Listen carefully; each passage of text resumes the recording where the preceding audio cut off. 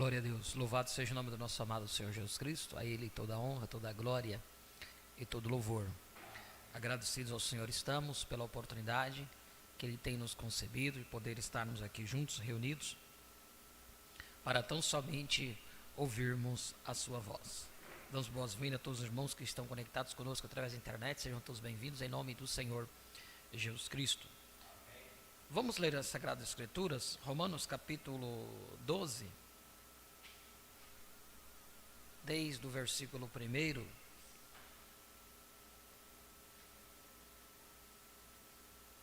diz assim: Rogo-vos, pois, irmãos, pela compaixão de Deus, que apresenteis os vossos corpos em sacrifício vivo, santo e agradável a Deus, que é o vosso culto racional. E não sede conformados com este mundo, mas sede transformados pela renovação do vosso entendimento, para que experimenteis qual seja a boa, agradável e perfeita vontade de Deus. Porque pela graça que me é dada, digo a cada um dentre vós que não pensei de si mesmo, além do que convém. Antes, pense com moderação, conforme a medida da fé que Deus repartiu a cada um. Porque pela graça que me é dada, digo a cada um dentre vós que não pensei de si mesmo, além do que convém. Antes pense com moderação, conforme a medida da fé que Deus repartiu a cada um.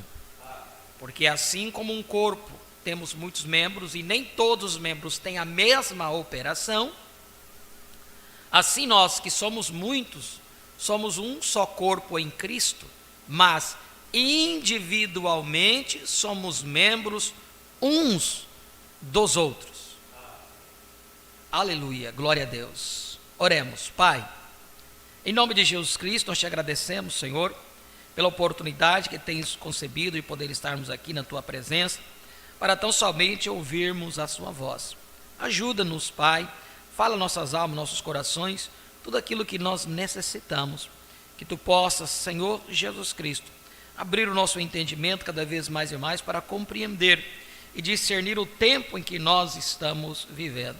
Como esta exortação, este alerta que Paulo nos faz aqui através deste capítulo 12 de Romanos, Pai, que nós não suspeitemos mal do nosso irmão, devido à fé que é repartida a cada um de nós por Deus, à medida que cada um tem necessidade. Por isso também tu ressalva isto, que o corpo é constituído de vários membros, e cada membro tem uma operação. Por isso, Pai, nós te agradecemos por tudo, pela revelação, pela tua palavra, pelo tempo que tens permitido nós estarmos vivendo o melhor de todos os tempos, Pai. Tu possas completar a tua obra na vida de cada um de nós, abrindo o nosso entendimento, ó Deus bendito, para conhecer todos os teus mistérios do dia e do tempo em que nós estamos vivendo. Nós te agradecemos por tudo, ó Pai, pedimos a sua bênção sobre todos os teus filhos que estão reunidos em diversos lugares, para assim como nós ouvir de ti aquilo que tem necessidade. Fala nossas almas nesta manhã, Pai, instrua-nos através da tua mensagem reveladora deste tempo final. Esta é a nossa oração e nosso pedido, em nome de Jesus Cristo. Amém e amém. Podeis assentar. Maldra vai louvar o Senhor.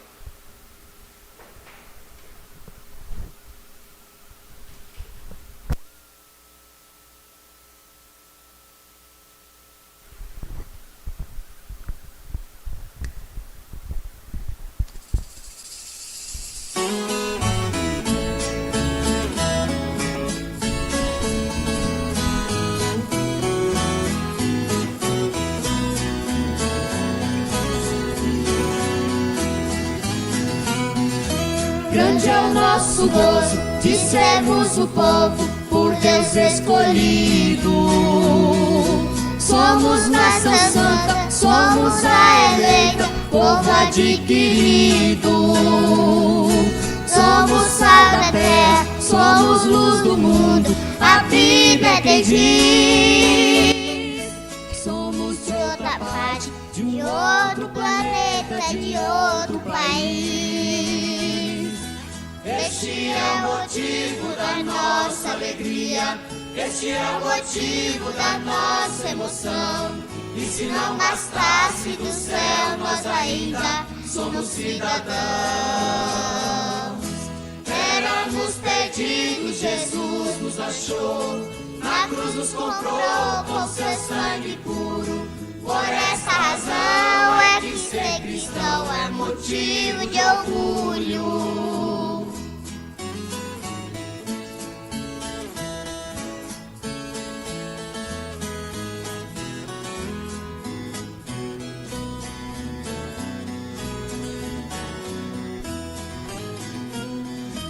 Em todo lugar onde a noiva está, Deus está presente. Não nos ignore, nós somos melhores, somos diferentes. Contra principados, contra potestades, é a nossa guerra. Somos conhecidos por sermos o povo mais feliz da terra.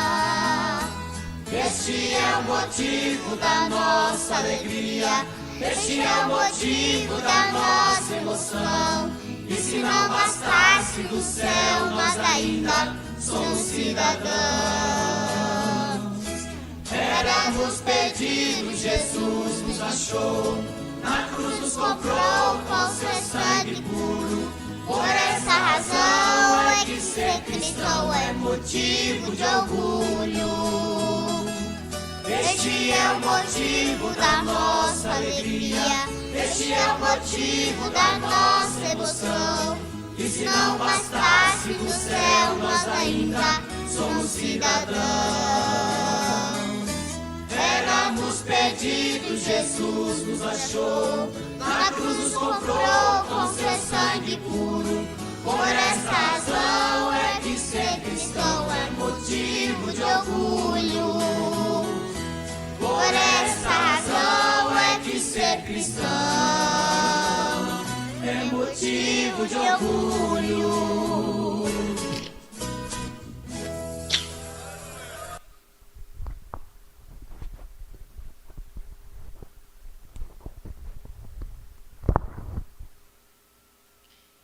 Amém, glória a Deus.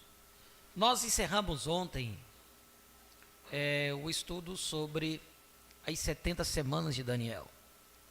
Foi um estudo muito revelador, um estudo muito esclarecedor para nós. Por quê? Porque nos mostra o tempo em que já estávamos vivendo em 61, quando o profeta trouxe aquela mensagem, aquele estudo sobre aquelas 70 semanas. Também nos demonstrou algo do que sucederia aos judeus. Também nos mostrou, determinou-se o tempo que cada um teria, né? E até enquanto ele disse durante a mensagem que Deus não havia estabelecido tempo aos gentios, aí nós tivemos uma surpresa ali no final dela ontem, né? Em que ele esteve colocando ali sobre aquelas datas de 1954 anos de tempo do ministério que Deus tratou com os judeus, iniciando desde Abraão até os 33 anos de Jesus Cristo. Então o profeta disse que daria 1954 anos. E quando ele estava pregando em 61, faltava ainda como que 17 anos para cumprir esse calendário de 1954 anos, que daria em torno de 1977. Então, ali ele nos dá nós não temos como ter não podemos tomar isto e bater o martelo e dizer, olha, o tempo dos gentios é esse, 1954 anos, porque o profeta disse ali, porque o profeta disse que para que algo fique estabelecido, necessita de 2 ou 3 testemunhas, para que aquilo, mas isso nos abre um leque, né? Mas isso abre-nos um leque. O que você quer dizer, pastor? É que pode fazer com que nós comecemos a pensar. Comecemos a pensar. Por que o profeta, ele disse que por volta de 77 tudo havia né, acontecido. Então ele mostra-nos ali a Israel na sua terra e fala-nos que o próprio Jesus Cristo lhe disse que quando a figueira reverdecesse, levantasse nossa cabeça aos céus, porque a nossa redenção estaria próxima. E é verdade que não passaria aquela geração sem que todas essas coisas acontecessem. Então o profeta nos dá N de situações, N de exemplos. E quando nós olhamos para a palavra como um todo, cada pouquinho que você pega em outras mensagens, isto sela aquela fé no seu coração, né? Então nós não, às vezes, não tiramos a base da nossa fé em uma única mensagem. Porque se você tiver uma única mensagem para tirar aquela fé, aquela base, o profeta disse que necessário 2 ou 3 testemunhos para que aquilo fique confirmado. Então nós precisamos nos atentar para isso. Então muitas vezes você encontra pessoas que tiram a base da sua fé em um parágrafo da mensagem, né? E às vezes ele não entende o contexto. O inimigo só quer uma brechinha para ele adentrar e semear uma dúvida no seu coração. E uma vez que o inimigo conseguiu uma brechinha, vocês lembram quando eu disse sobre a cunha? E uma vez que o inimigo tenha encontrado uma brechinha e colocado uma cunha é aquela pedaço de madeira chanfrada, né? Cortada a uma ponta bem fininha para que possa não deixar o cabo da enxada, o cabo de uma pá, do enxadão sair. Ou também eles usado isso no corte de madeira, né? Aquela cunha colocada e o final daquela cunha é estourar aquela árvore, estourar aquele pedaço de pau ou segurar. Então nós entendemos o processo disso. Mas o inimigo, ele está à nossa espreita, olhando para nós todo momento, cuidando, olhando. Se você pensa que o inimigo está dormindo, não. Quem dorme muitas vezes somos nós, na revelação de Deus. Nós passamos coisas por alto, mas o inimigo não dorme. O inimigo está 24 horas do dia trabalhando, procurando aonde ele puder encontrar uma duvidazinha, que você puder colocar uma duvidazinha no ministério profético desse tempo final, irmão. Este é o maior trabalho de Satanás, O maior trabalho de Satanás é colocar um pedacinho de dúvida, abrir uma brechinha de dúvida no tocante ao ministério do tempo do fim. Porque uma vez que você colocar uma dúvida ali no tocante ao ministério do tempo do fim, a voz do 7º anjo, uma vez que o inimigo conseguir colocar uma dúvida aí, o que vai acontecer? Ele vai desmoronar todo o fundamento. Desmoronará todo o fundamento. Por isso o cuidado que eu tenho tido de nós é sempre nos manter de trás da palavra. Sempre ficar de trás da palavra. Como que nós vamos competir hoje com grandes ensinadores, vamos colocar esse nome, né? Porque teólogo é estudantes, né? Como vamos competir com grandes estudantes aí da mensagem, né? E que dali eles tiram as suas concepções, e tampouco não os condeno por isso, porque essa escritura que acabamos de ler nos mostra isso, nos ajuda. Qual foi a escritura que acabamos de ler? Olha só, Romanos capítulo 12, versículo 3, que diz assim: porque pela graça que me é dado, digo a cada um dentre vós, que não pense de si mesmo além do que convém. Deus tem dado uma revelação a cada um como indivíduo. Lembra que nós temos tratado? Deus está trabalhando como indivíduo, Deus trabalha como indivíduo, Deus trabalha com indivíduo. Paulo nos adverte aqui. Mas Paulo foi o mensageiro da primeira era, mas ele disse que nem ele mesmo poderia mudar aquilo que ele havia dito. E que se o anjo descesse do céu e pregasse outra coisa, que seria anátema, porque nem ele mesmo poderia ir contra o que ele havia dito.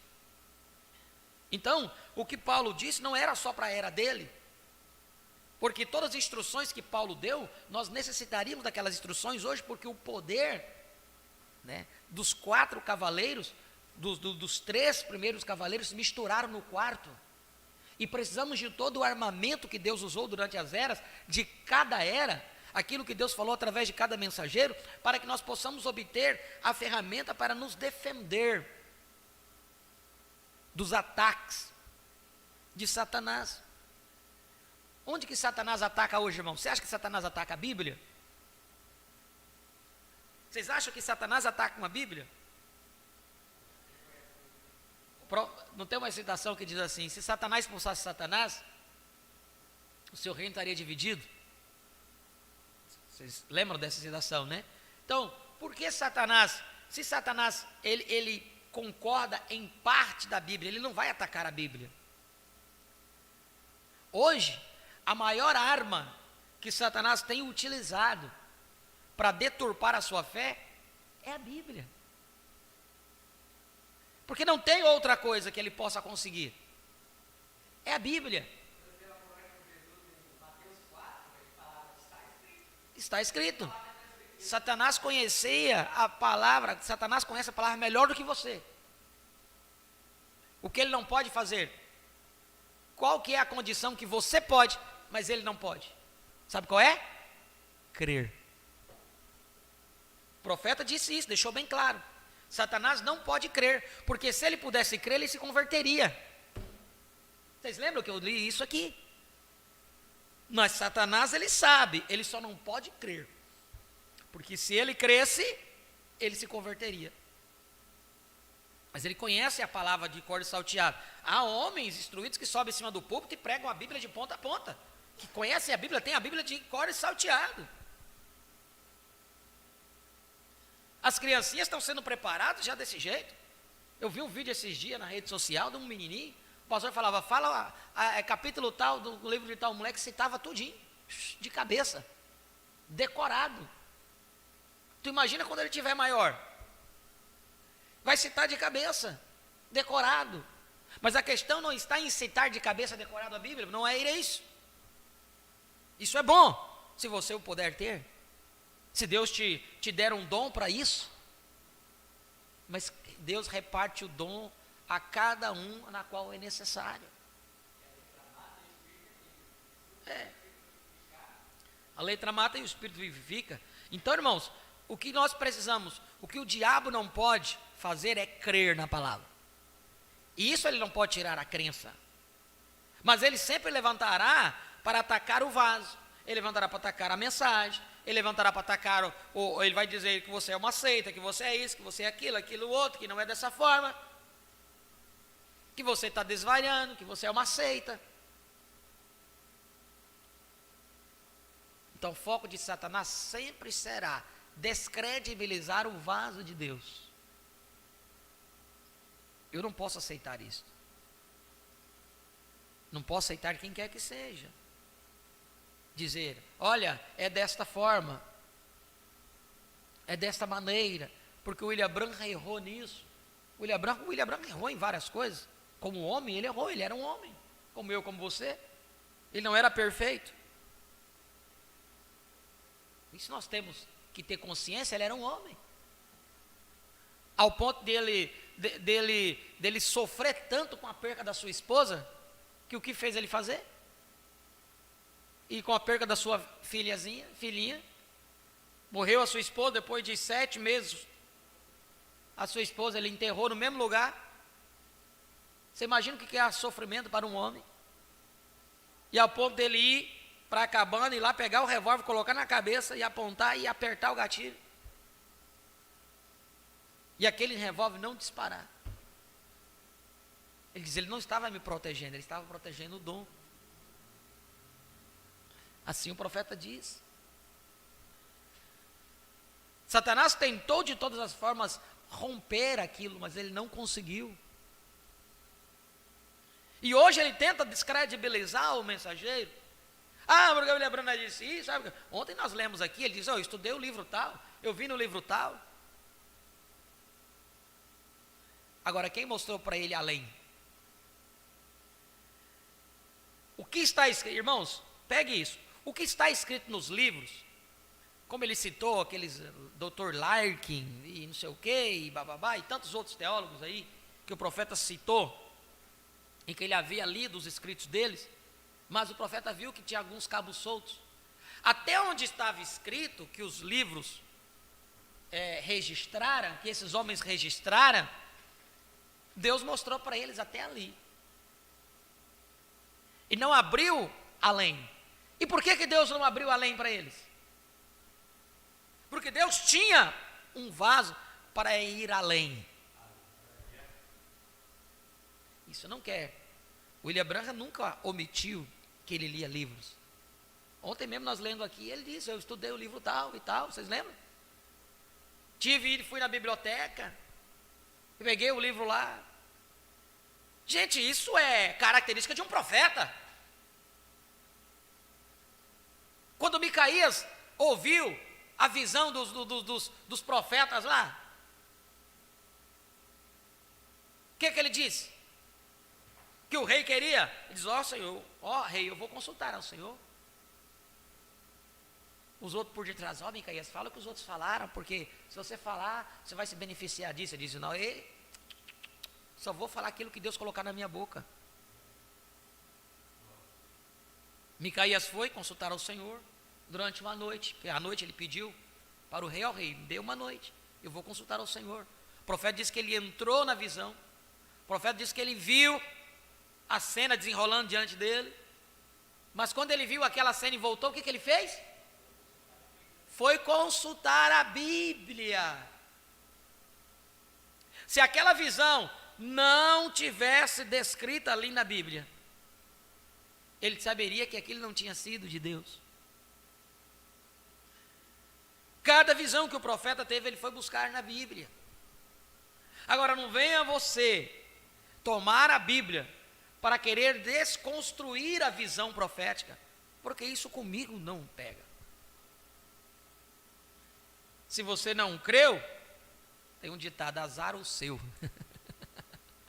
Se você não creu, Deus não destinou você. Não é azar, irmão. É uma brincadeira minha, me perdoe. Não é azar o teu. Mas é porque Deus não te escolheu para entender isso. Para compreender. Nós falamos ontem sobre a predestinação. Que Deus possa nos ajudar a compreender todas essas coisas. Deus possa nos ajudar. Então, irmãos, o que nós precisamos ter é a sabedoria profética para entender o tempo que nós estamos vivendo e discernir. Se há um tempo que precisamos de discernimento, este é o tempo. Discernimento. Que Deus possa nos ajudar a discernir o tempo que nós estamos vivendo. Que Deus possa também, através desse discernimento, mostrar para nós onde que esta graça e esta misericórdia está. Para que através do seu entendimento, você não condene o outro, mas você fale a palavra, demonstre a palavra real do tempo que você está vivendo, e deixa que o resto Deus fará. Deus, para Ele trabalhar, Ele precisa de homens. Ele precisa de nós para trabalhar. Ele precisa de um vaso para poder falar. Ele precisa de um vaso para poder agir. E quando nós agimos e falamos o que Ele está fazendo hoje, vivemos esta fé, então nós somos portadores desta revelação deste tempo. Aí é onde o profeta diz, vocês são os pequenos Messias. Nós lemos isso aqui. Vós sois pequenos, meus pequenos Messias. Nós estamos desvelando Cristo hoje, através da sua palavra, mostrando, mas mesmo assim, com todas as coisas, as pessoas, muitos não têm podido entender, não têm podido crer. Que Deus ajude eles, para que eles possam entender, possam crer. Há tempo para todas as coisas. Há tempo de plantar, há tempo de colher, há tempo de esperar, há tempo de aguar, né? Tudo há tempo. Então, quando nós falamos há tempo de plantar, há tempo de colher, tem tantos outros tempos ali. Tempo de esperar. É como o profeta disse, se você tem uma semente, de trigo, você diz assim: eu tenho uma planta de trigo. Você tem, mas eu tenho uma semente. Mas eu tenho uma plantação de trigo. Porque através daquela semente, se eu tiver tempo, se eu tiver paciência, eu posso transformar aquela semente em quantos? Quantas sementes? Então, o que nós precisamos ter isto: consciência do tempo que nós estamos vivendo, para que em momento algum o inimigo venha e desestimule nós de servirmos a Deus. Não estou aqui fazendo uma defesa ao William Branham, ele não precisa de defesa. Tolo quem pensa que você precisa estar defendendo o William Branham na internet. Você não precisa defender o William Branham na internet, ele não precisa.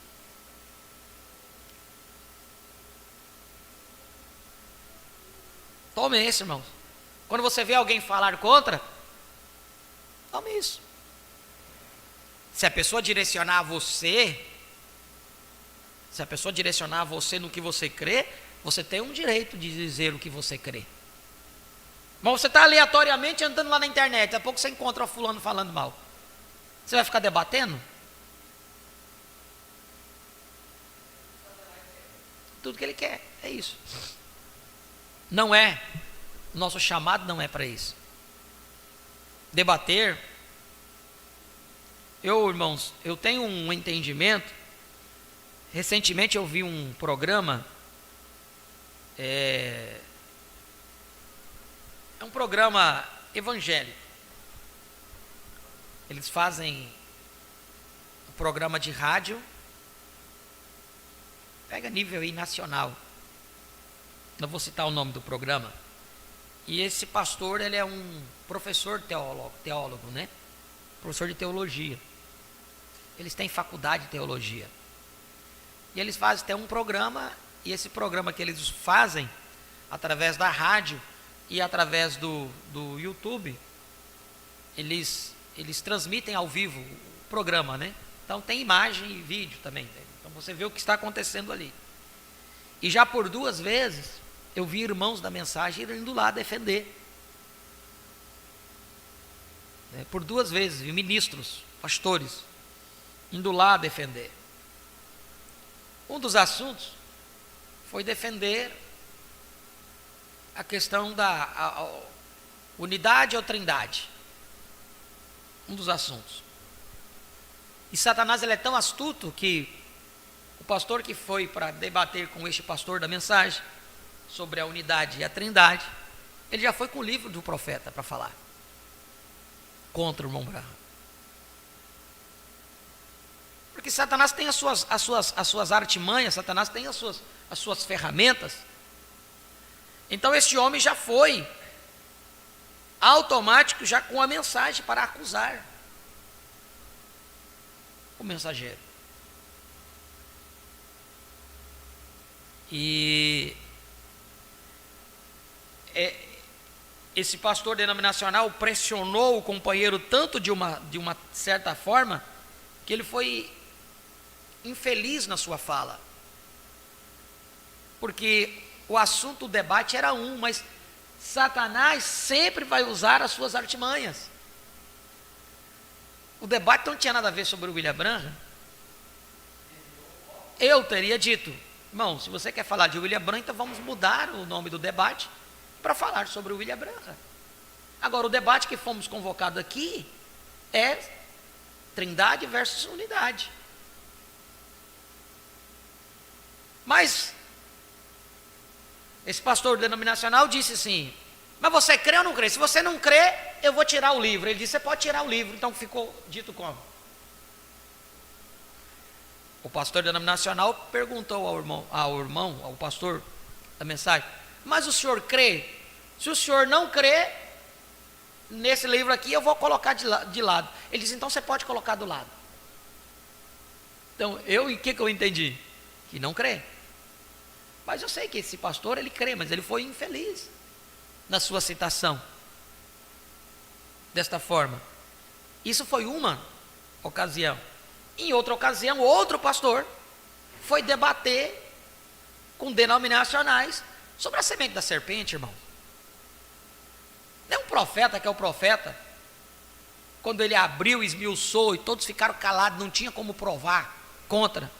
Mas mesmo assim eles fizeram o que fizeram. Chamaram ele de herege, chamaram ele disso, daquilo, aquilo, outro. Desacreditaram, lançaram sombras sobre o ministério.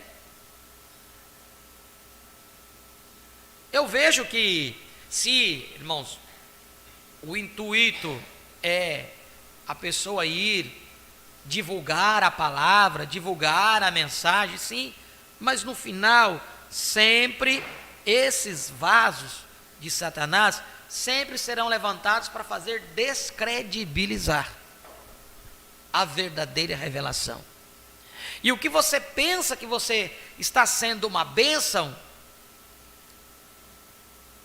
você acaba se tornando ao contrário, uma pedra de tropeço, porque uma vez que você não consegue terminar um raciocínio, como você vai explicar a revelação? Uma vez que você não consegue explicar certas coisas, vai ficar desacreditado. Então, ó, tá vendo? Isso aí é uma seita. Não tem como provar biblicamente aquilo. E acaba que Satanás, ele é astuto, ele vai trabalhar. Ele tirou esse pastor do plumo, o pastor ficou nervoso.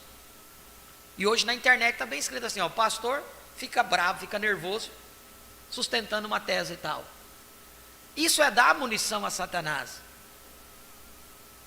Você já acha que Deus está preocupado com desafio? Ah, vem aqui provar aqui para mim. Deus está carecendo disso? Quando Deus esteve disposto a desafiar, não houve um de Satanás, nem um filisteu para se levantar. Sabe qual é o problema hoje? Sabe qual é o problema hoje? Porque nós não fomos levantados para isso. Quem se atreveu a desafiar o profeta? Todos que se levantaram caíram. Todos que se levantaram caíram. Perderam a sua consciência, ficaram loucos. Ficaram loucos. Desafiaram o homem de Deus. Agora, mas nós queremos nos colocar no lugar do William Branham. Não, porque eu sou do irmão. Conhecimento intelectual. Todos os teólogos também têm.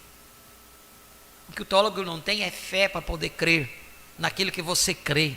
Então é isso que vai fazer a diferença entre você e ele. Não é o quanto você conhece da Bíblia. Não é o quanto você conhece de mensagem. Porque se for o quanto você conhece de mensagem, o leigo está perdido. Aquele que não sabe ler vai estar perdido, não tem salvação para ele. Mas não é o quanto você conhece, não é o quanto você pode ler, não é o quanto que você pode decorar, mas é aquilo que Deus tem colocado dentro de você, uma semente, uma fé para poder crer, para poder receber, e aquilo se faz carne dentro de você, e nada, não tem Satanás do inferno que tira isso de você. Pode falar o que quiser falar, né? Tem um urim e o tumim para poder brilhar. Se tiver o urim e o tumim para poder brilhar, pronto. Não importa quantos levantem, grandes homens eruditos, grandes igrejas de 300, 500 membros. Olha aqui, ó. O profeta diz que pastor de 5 é o mesmo pastor de 10, de 1000, de 50 mil. O ministério é o mesmo, não existe um ministério grande e um ministério pequeno. Oxalá que Deus me desse apenas 5 pessoas para cuidar, só isso, porque era bem melhor. Então, irmãos, o que Satanás não consegue, sabe fazer o quê? Personificar a sua fé, mudar. O profeta pregou esta mensagem, a personificação do cristianismo. A personificação do cristianismo, o profeta mostrando para nós que muitos seriam personificados, mas o verdadeiro cristão não.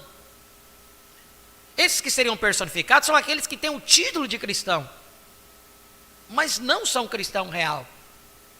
Porque eu lembro sempre, irmãos, sabe o que me coloca? Sempre assim, ó, aquilo que Jesus disse em São João 10, Eu sou bom pastor e conheço as minhas ovelhas e elas me conhecem, e a voz de estranho elas não vão seguir, e ninguém as arrebatará da minha mão, porque o Pai que me deu é maior que todos.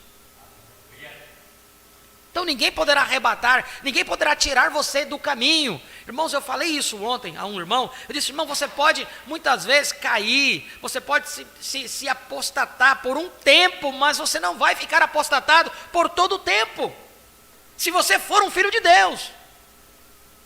Você pode errar, cometer erros, diz: olha, eu criei nisso aqui, e de repente, irmão, olha, me perdoe, o próprio Paulo disse, né, que quando aquelas pessoas eram ungidas pelo Espírito de língua, do dom de língua, né, e dizer: o Espírito Santo disse isso, aquilo, outro, o profeta, e Paulo disse que deveria ser anotado por 2 ou 3 testemunhas, e que se aquilo não se cumprisse, que ele viesse diante da igreja e dissesse: eu fui tomado por um espírito do erro. Então eu creio que um verdadeiro cristão, ele tem essa sensibilidade, ele tem essa sensibilidade, de poder estar baseado na palavra, para que você não saia desse parâmetro que é a palavra. Tem que estar na palavra, não é o que o homem fala, não é o que o outro diz, ou que o Bel... não, é o que está na palavra, é o que tem que reger a nossa fé hoje. Mas irmãos, essa escritura aqui é tremenda que eu li, ó.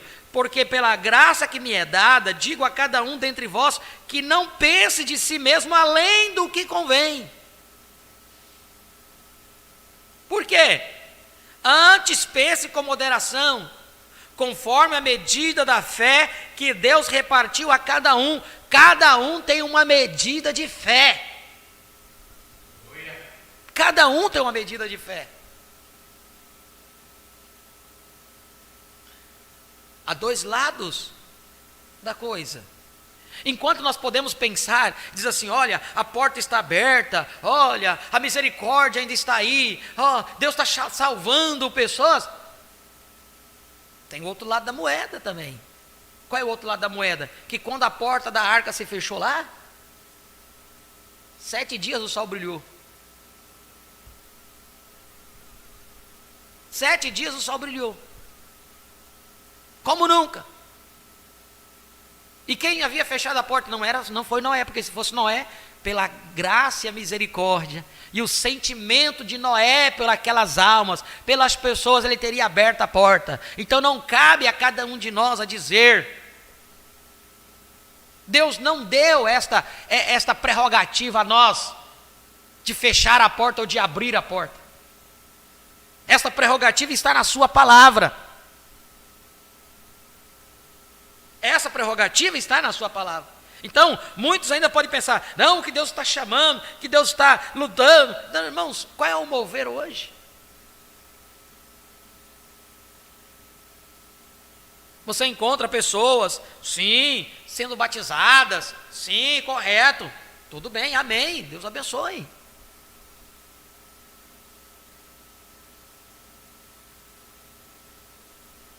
Dois lados da moeda. O profeta disse que quando a porta estiver fechada, eles vão continuar da mesma forma. Então nós queremos medir a revelação, a palavra, pelo que nós entendemos. E não podemos medir pelo que nós entendemos, temos que medir pela palavra. Eu tenho coisas que eu não entendo por quê. Eu não tenho respostas para tudo. Mas você vai encontrar pessoas que têm respostas para tudo, mesmo passando por cima da palavra. Eles vão te dar uma resposta, com convicção, para lhe convencer. Mas, se não tiver brilhando no urim tumim, irmãos, tem que deixar de lado. Então, é melhor você ser sincero e dizer: olha, eu não vejo dessa maneira, eu não entendo desse jeito. Mas respeito.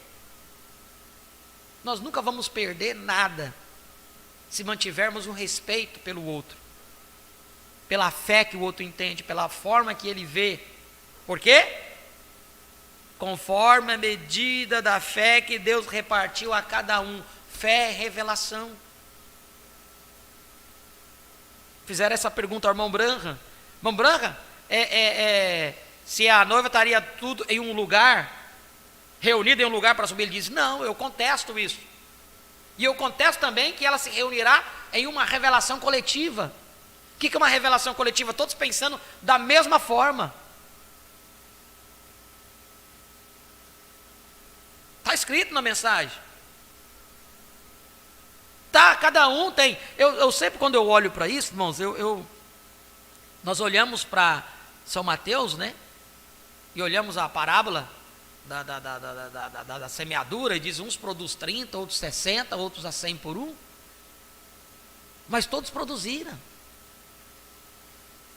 E como nós sabemos e entendemos e olhamos aqui para os membros do corpo, uns apóstolos, outros profecia, outros é de ministério de ensinar, outros de exortar, o outro de repartir, o outro que exerce misericórdia, o outro exerce amor. Cada um tem uma função. Quando você pega aquele outro que exorta, você olha e fala assim: aquele não tem amor não, porque ele desce o porrete no linguajar, né? Ele fala forte mesmo, e ele, para nós já estamos perdidos. Aí vem o outro e diz: não, mas calma, mas o amor de Deus é o que nos constrange, o amor de Deus é que nos ajuda, o amor de Deus é que tem este amor por nos corrigir. Então agora eu entendi o que o outro disse. Você viu? O outro falou, mas precisou de um outro aqui para completar. Porque o que o exorta, o que é exortar? É dizer: você está errado. A medida dos dons é dada a cada um tem vindo aqui nessa terra com um dom que Deus tem lhe dado para exercer. Paulo nos adverte para exercer o dom que há em ti. Paulo também nos adverte: procurai com zelo os dons. Qual é o dom que você precisa? Qual é o dom que você entende que Deus deu isso a você? Olha da sua maneira de viver, olha o seu sentimento. O profeta diz que os membros do corpo é constituído por vários membros, e um é orar, o outro é para jejuar, o outro é para exortar, o outro é para ensinar, outro para exercer misericórdia.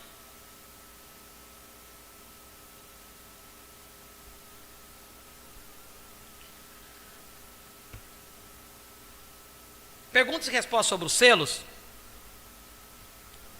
Nós vamos aqui, né?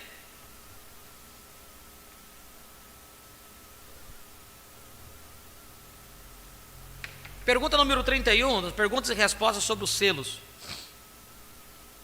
Esse estudo nós iniciamos já algumas escolas atrás, né? E nós estamos na pergunta número 31.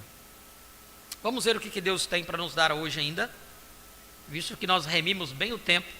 Já falamos, ainda temos mais 45 minutos para fechar o nosso horário. E agora queremos aproveitar para ler e estudar essas perguntas e respostas sobre os selos. Perguntas e respostas sobre os selos número 31 diz assim: irmão Branca, saudações em nome do Senhor Jesus. Por favor, explique quem era o homem em Mateus 22:11, o homem que não estava trajando veste nupcial. Eu sei que este homem não podia entrar no céu sem estar com a veste nupcial.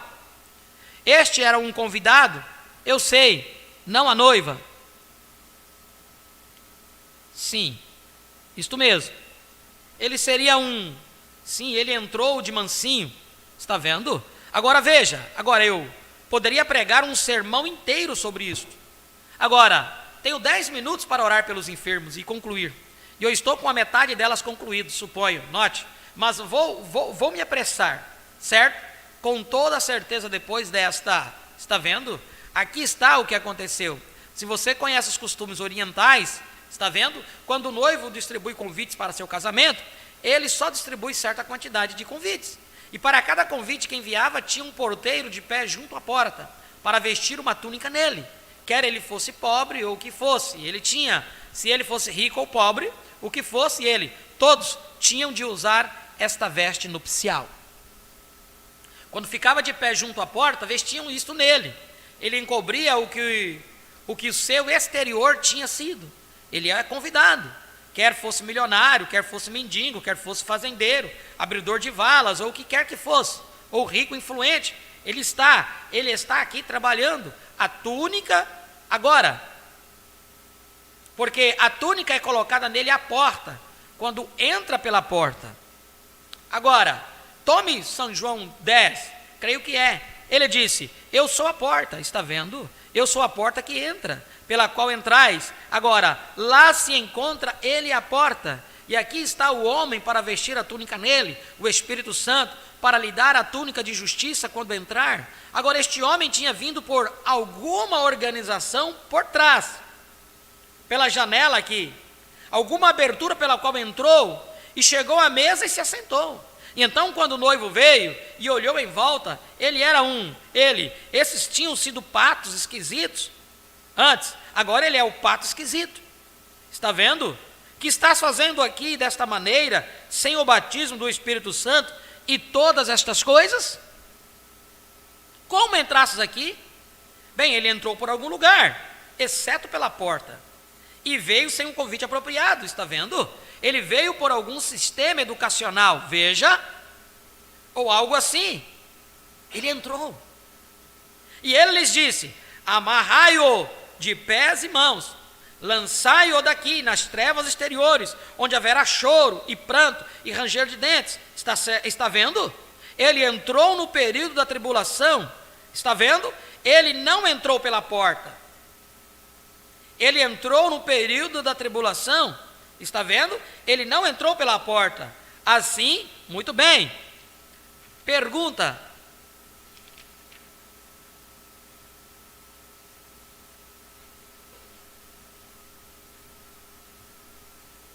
número 32.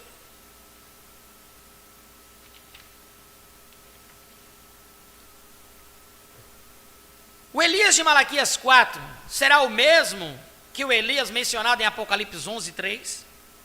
E as outras testemunhas as outras duas testemunhas são indivíduos distintos? Essa é uma boa pergunta. Por que é uma boa pergunta? Já no tempo do profeta, já existia dúvidas quanto a isso. Nós vimos a mensagem 70 Semanas de Daniel, que nos fala sobre essas duas testemunhas, sobre o tempo determinado a Israel. Nós vimos quem são. Tem muitas coisas ali ainda, irmãos, que estamos assimilando o que nós lemos. O que nós precisamos entender é que o profeta vivia sobre duas dimensões. Ele não tinha uma limitação que nós temos. E a limitação que nós temos é: para adentrar ao subconsciente, nós precisamos dormir.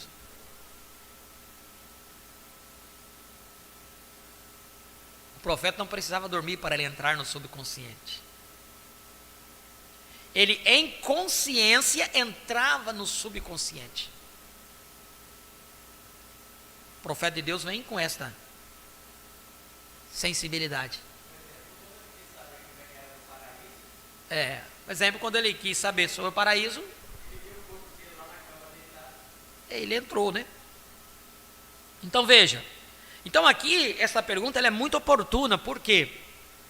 Porque quando nós olhamos e entendemos que através do Apocalipse 10, 7 se cumprirá o segredo de Deus, e na mensagem do conflito entre Deus e Satanás, o profeta disse que todo o armamento que nós necessitaríamos, Deus nos já havia dado.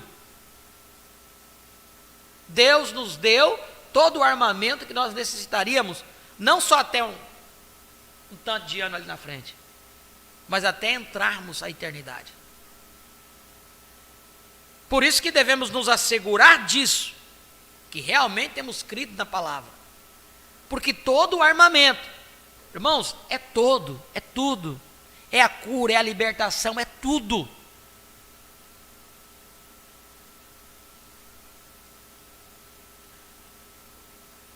Tudo aquilo que nós precisaríamos, Deus já havia nos dito, nos dado, está na sua palavra.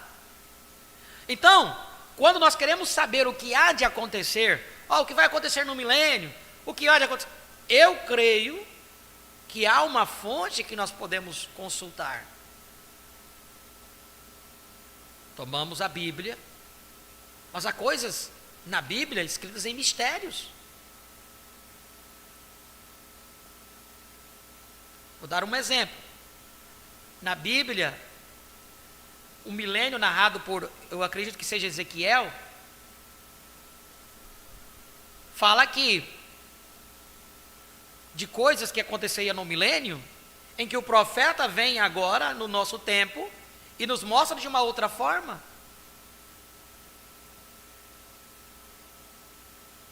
Nos mostra de uma outra forma. Então você vai pegar e vai dizer assim: ó, está na Bíblia, eu vou ficar com o que está escrito na Bíblia. Mas você vai ficar com a totalidade que está escrito na Bíblia e deixar a mensagem? E quando você o faz, você tem um direito. Mas a própria Bíblia diz que ali existiam mistérios. E que esses mistérios somente seriam revelados a quem? Aos seus servos, os profetas. Então tem coisas que não estão escritas na Bíblia. Amós capítulo 3, versículo 7. Apocalipse também, o livro escrito por dentro e por fora e atrás do livro. E o profeta diz que aquilo que estava escrito atrás do livro. Porque uma coisa é quando você lê o primeiro selo, o segundo selo, quando abriu o selo, aí nós lemos lá, olha, fez isso, fez aquilo, aquilo outro, segundo selo, veio lá o anjo, o cavaleiro, e houve fumaça, e houve... Uma coisa é o que está escrito. Mas e o que está além? Vocês já pararam para vocês imaginar? Se todos os selos, se todo o primeiro selo, segundo selo, terceiro selo, quarto selo, quinto selo, sexto selo, sétimo selo, tivesse tudo mostrado na Bíblia,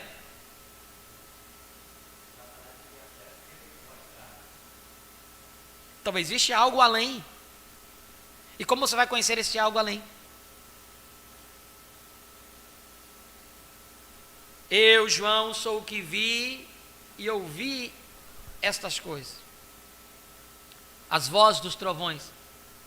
E quando sendo ouvidas as vozes dos trovões, eu ia escrevê-la. Mas ouvi uma voz do céu que dizia: João, sela o que os trovões falaram, e não escrevas. Mas nos dias da voz do sétimo anjo, quando tocar as 4 trombetas, se cumprirá o segredo de Deus. Agora eu pergunto: como você vai encaixar tudo aquilo que o profeta disse, escrito na Bíblia?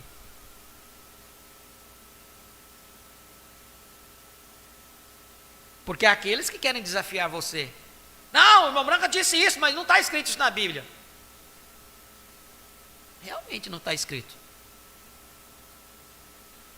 Se tivesse escrito, não seria um segredo para ser revelado. Se tivesse escrito, não seria um segredo, irmão. É pergunta muito infantil nisso. Agora, a base e o fundamento está ali na Bíblia. A base e o fundamento está ali na Bíblia. Nós olhamos para o primeiro, segundo, terceiro, quarto, quinto, sexto, sétimo selo. O que Jesus falou, ele só nos mostra algo superficial, em que nós mesmos não sabíamos, mas veio o profeta e mostrou: olha, Jesus falou sobre os selos. São Mateus 24. Está lá, no sexto selo, o profeta nos fala sobre isso. Mas Jesus abriu tudo, falou tudo? Não, porque tinha coisas que não foi permitido escrever. Jesus não falou lá para os apóstolos não escreveram, porque os livros dos apóstolos escreveram os relatos dos apóstolos. Não quer dizer necessariamente que foram os apóstolos que escreveram, mas foi os relatos deles. Por isso que você vai encontrar apóstolos chamando Maria da mãe de Deus, e dali ele já tira uma doutrina que a mãe de Deus é Maria, porque eles falam: ó, Jesus, e chegou a mãe de Jesus. Os apóstolos escreveram isso lá, está escrito no livro. Por isso que daí surgiu o catolicismo. Não, a mãe de Deus é Maria, a intercessora. Mas eles não pegam aquilo que Jesus olhou para ela e disse: mulher, eis aí o teu filho. Ele não chamou ela de mamãe. Quem chamou ela de mãe dele foi os outros, mas não foi ele.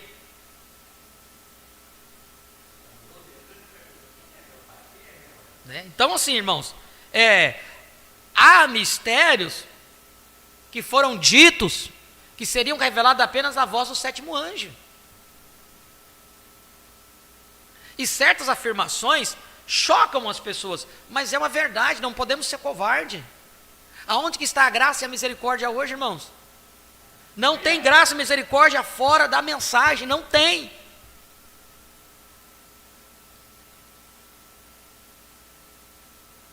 As almas que estão baixo do altar lá, não tem nada a ver com a mensagem. Aquele que deram um copo de água dos meus pequeninos, não tem nada a ver com a mensagem, mas fizeram algo além. Por alguém que tinha a misericórdia e a graça. E este alguém vai poder interceder por ele lá. Aquele médico aliviou a minha dor naquele momento. Aquele médico cuidou de mim quando eu precisei. Quando eu estava naquela condição. Um bom homem. Porém, Deus não destinou ele para poder crer, para poder entender. Mas Deus colocou, sabe quem? Você na presença dele. Para que ele pudesse ser recompensado pelo que ele fez. Pelo outro, né? Pelo seu ser semelhante. Por isso que o profeta disse: Deus tem um bom lugar para os bons médicos. Abdicaram suas vidas, estudaram para poder ajudar você nessa trajetória que aqui nós estamos, que adoecemos, nos enfermamos.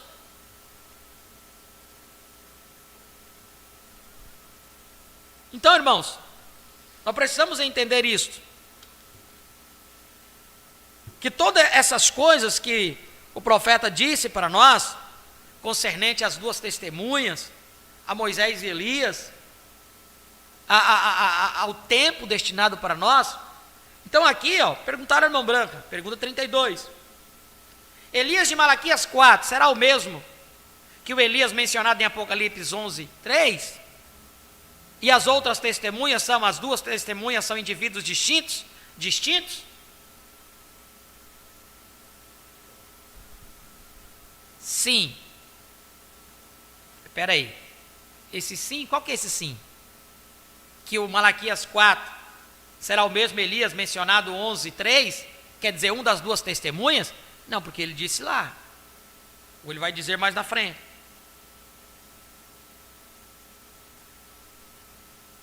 Mas aqui na pergunta número 34 ele vai responder.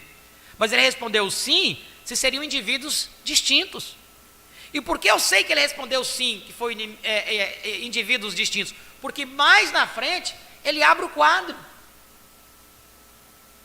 Ele não diria uma coisa aqui e depois diria outra coisa lá na frente.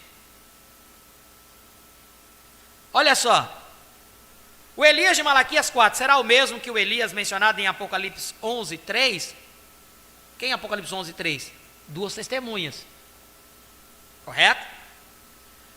E as outras testemunhas, as outras duas testemunhas são indivíduos distintos? Sim. O Elias de Malaquias 4, olha só, não será o Elias de Malaquias 3. Estudamos isso ontem à noite. As outras testemunhas são distintas. Duas delas, sim, Senhor, Moisés e Elias. Conforme nossa revelação.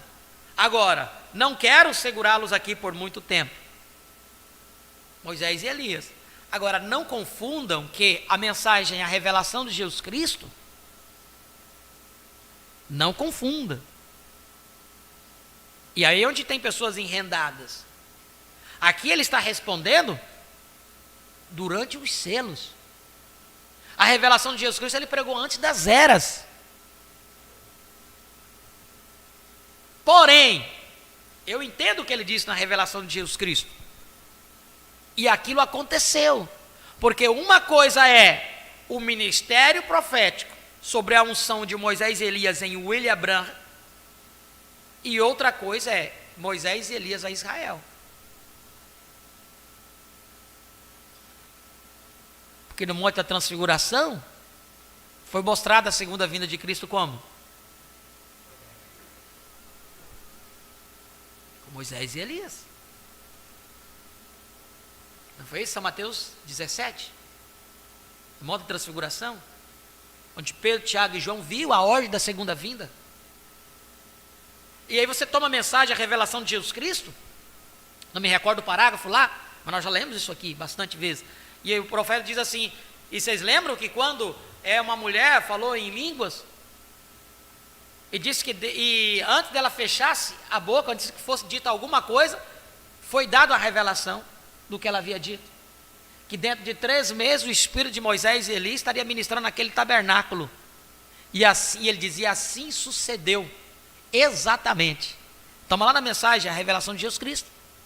Agora, esse Moisés e Elias lá, não tem nada a ver com Moisés e Elias a Israel. Porque a mensagem era para os gentios ainda. O Malaquias 4 ainda estava em evidência. Para poder juntar os cabos soltos. Para poder retornar a fé de volta lá. Então nós não podemos confundir. Então aqui nessa pergunta, eu quero ler até a pergunta 34 para nós encerrarmos. Ela vai fechar esse assunto. Então veja só. Elias de Malaquias 4 não será o Elias de Malaquias 3. Corretamente, porque Malaquias 3, quem foi o Elias de Malaquias 3? João Batista, que veio preparando o caminho para o Senhor. De repente virá o seu tempo, Senhor, a quem vós buscais? Eis que vem, diz o Senhor, eis que vem, diz o Senhor dos Exércitos. São Mateus 12. Jesus revela que esse foi João. Ou é a 11? São Mateus 11 ou São Mateus 12?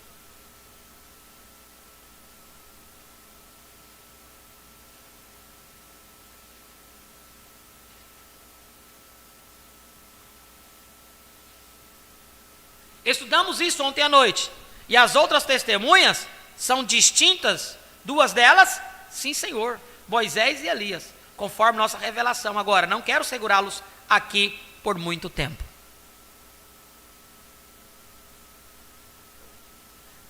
Pergunta 33. 1 Reis 19, irmão Branham. Eu creio que o número dos que não dobraram os joelhos foi... Deixa eu só pegar aqui.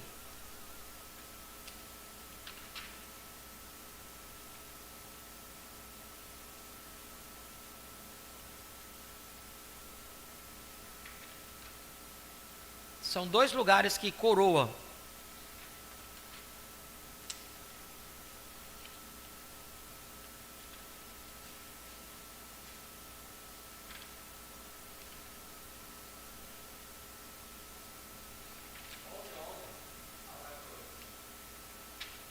É 11, né? É. Eu sempre confundo porque ele vai começando a falar do 9 e no 12, desde os dias de João Batista até agora, se faz violência ao reino de Deus e pela força se apoderam dele.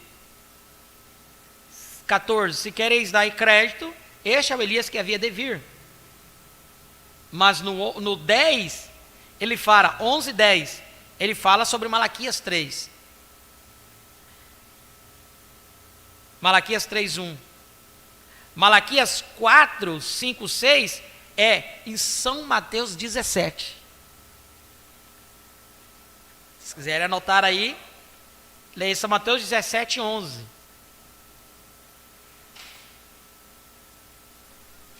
Nos fala do Elias, o tempo do fim. São Mateus 17, 11. Em referência a Lucas 3, 14 e 15.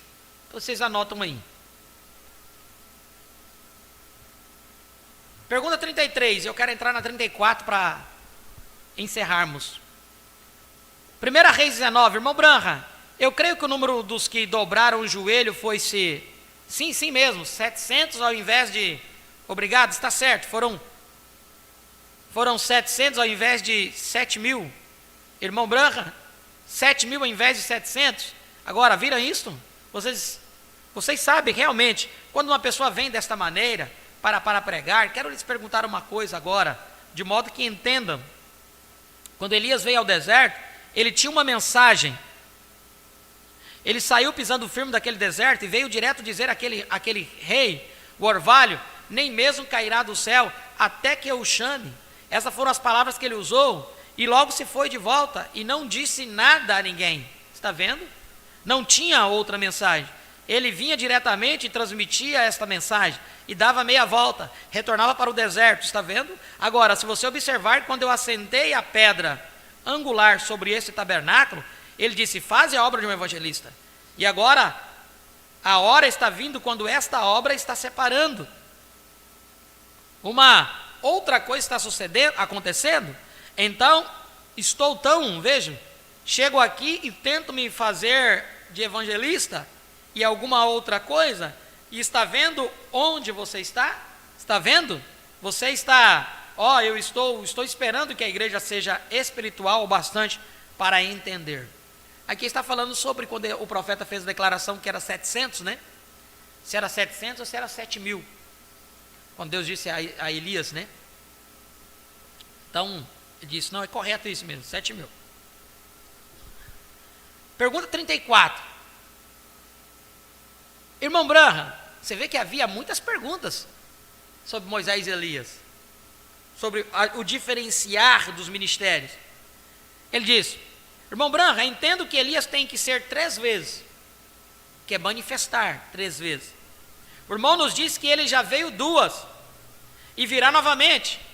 Agora, a pessoa sobre quem o Espírito de Elias estará, será também das 2 testemunhas de Moisés e Elias lá? Temos que entender a pergunta. Não é vir 3 vezes, porque vir Elias vem 5 vezes. Deus usou 5 vezes. Amém? A questão é que o primeiro e o último são eles mesmos. É o mesmo primeiro lá. Assim ele diz. Creio que é as 10 virgens. O profeta diz que eles estão vivos, em um estado glorificado. Eles não estão em corpos glorificados, estão em estado glorificado, porque eles têm que morrer. Nós já lemos isso aqui. Sim, há uma diferença entre a quarta manifestação não é a quarta manifestação em espírito, será a manifestação dele, Elias e Eliseu, que foi a segunda, porque Elias, o Tisbi está aqui primeiro, ele mesmo, ok? Depois Deus tomou o espírito dele e derramou sobre Eliseu, então aqui foi uma manifestação. Depois ele tomou o mesmo espírito e usou sobre o João Batista. Manifestação. Depois ele toma esse mesmo espírito e usa sobre Malaquias 4 desse tempo do fim. Manifestação. Agora, quando ele vem com as 2 testemunhas, é ele mesmo. Por isso que ele manifesta 3 vezes. Tem de ser 3 vezes. O irmão nos disse que ele já veio 2. E virá novamente, quer dizer as 2. Eliseu e João Batista. E virá novamente. Agora, a pessoa sobre quem o espírito de Elias estará, será também das 2 testemunhas Moisés e Elias lá? Quer dizer, essa terceira manifestação, que seria o 4º Elias, seria um das 2 testemunhas lá? Ele disse, não, ele será um gentil.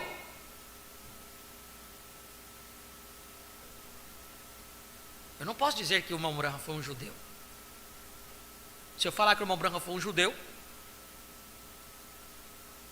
eu vou contradizer o que ele está dizendo aqui.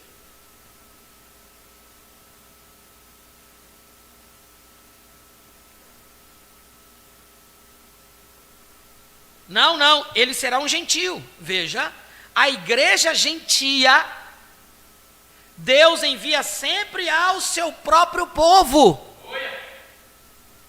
Por isso que quando o profeta teve, nós lemos aqui na 70ª semana de Daniel, lá no Cairo, não faz muito tempo nós lemos isso aqui. 1 milhão de Bíblias já estava dentro de Israel, e os rabinos disseram, não, venha mostrar o sinal aqui que nós vamos crer, o sinal do Messias. Mas o anjo disse para ele, não é tu e nem o tempo. E ele foi lá e trocou a passagem dele para outro lugar.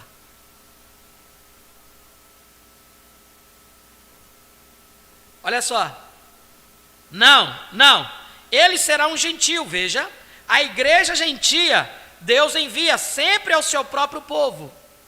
Veja, veio para o que era seu, os seus não receberam. Ele sempre envia os seus a mensagem da hora. Quando Deus estava tratando com judeus, não houve nenhum profeta gentil que veio.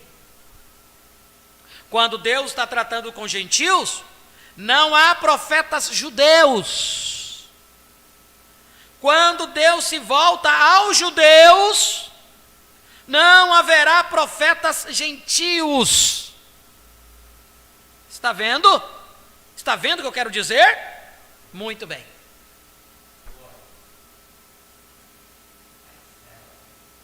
Se o profeta errou, Deus não vai me pedir conta. Vocês estão me entendendo?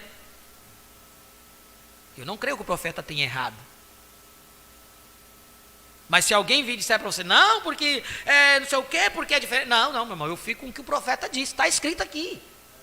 Eu não posso descer no argumento de qualquer outro homem, eu tenho que permanecer com o que está escrito aqui na mensagem. Esses ensinamentos, irmãos, eu estou lendo na sequência. Cada culto vocês pegarem aí, não é algo que eu estou preparando aqui para me ler e para me combater, quem quer que seja, não, eu estou lendo.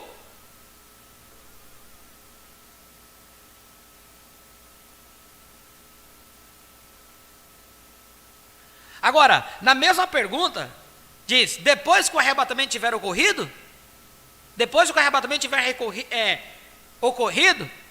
agora, haverá um tempo de transição, naturalmente, uma mensagem levando a outra, tem de vir exatamente assim. Veja como expliquei isto, veja, como Paulo aos gentios, assim por diante, muito bem.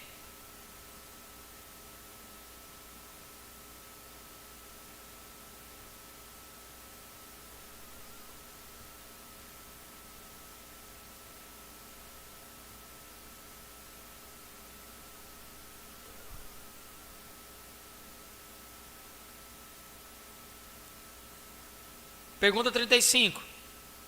Depois que o arrebatamento tiver ocorrido, alguém da igreja será salvo no final, que não foi levado no arrebatamento? Não. Porque o sangue já se retirou. Veja, não há intercessão. A era gentia terminou. Não haverá ninguém salvo depois do arrebatamento. Ou ninguém da igreja. A igreja. Quem é injusto, faça injustiça ainda. Quem é santo, seja santificado ainda. Está vendo? Isso não ocorrerá. Veja, não após a igreja ter partido. Nós vamos nos deter aqui. Pergunta 35. Bom, irmãos. Paramos na 35, né? A próxima é a 36. Não existe nenhum lugar melhor para se estar do que estabelecido na palavra. Não precisamos correr, não precisamos apressar, mesmo sabendo que o tempo não é mais, mesmo sabendo a urgência da hora, mas nós vamos à medida que Deus vai nos dando. O que nós estamos fazendo aqui é repetindo aquilo que nós já ouvimos, relendo, meditando, comendo, absorvendo aquilo que nós temos necessidade. Amém? Feche teus olhos neste momento. Pai, em nome de Jesus Cristo, nós te agradecemos pela tua bondade, pela tua infinita misericórdia. Te agradecemos, ó Pai, pelo amor que tem tido com cada um de nós. pela paciência de nos dar, ó Pai, um espírito de mansidão para poder ouvir a sua voz, a tua palavra, aprender, ó Pai, um espírito de submissão. Nós te agradecemos, ó Pai, por este espírito que nos ajuda, que nos ensina, que nos exorta, ó Deus bendito, a cada dia a estar mais firmado em tua santa palavra. Abençoe a cada um dos teus filhos que aqui estiveram, como aqueles que estiveram conectados conosco através da internet. Derrame sobre suas vidas, ó Pai, a porção que eles necessitam, abençoando a cada ajuntamento dos teus filhos que estão reunidos em diversos lugares, para assim como nós ouvir de Ti aquilo que tenham necessidade. Esta é a nossa oração e o nosso pedido, em nome de Jesus Cristo, pedimos e te agradecemos. Amém e amém. Nós vamos comunicar aos nossos irmãos que estiveram conectados conosco através da internet. Para nós foi uma bênção, uma honra ter cada um de vocês aí conectado, né, tendo esse companheirismo em torno da palavra do Senhor. Estiveram conectados conosco nosso irmão Jailson Souza da Paraíba, irmão Letácio Júnior Maciel Alagoas, o irmão Genaí Teixeira, irmã Cida Montenegro, e o pastor Pedro Procópio de Rolim de Moura. Deus abençoe a todos nossos irmãos, e aqueles que não conseguiram comunicar suas audiências, sintam-se todos abençoados em nome do Senhor Jesus Cristo. Deus abençoe a todos. No entardecer, se Deus nos permitir, estaremos aqui novamente para seguir alimentando nossas almas com a sua santa palavra.